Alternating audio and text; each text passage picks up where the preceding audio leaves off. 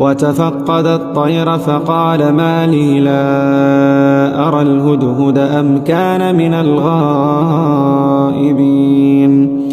لأعذبنه عذابا شديدا أو لأذبحنه أو لياتيني بسلطان مبين فمكث غير بعيد فقال أحطت بما لم تحط به وجئتك من سبأ بنبأ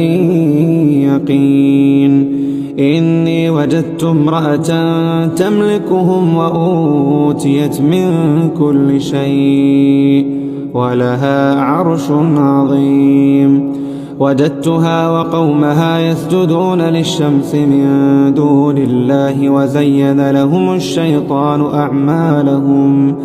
فصدهم عن السبيل فهم لا يهتدون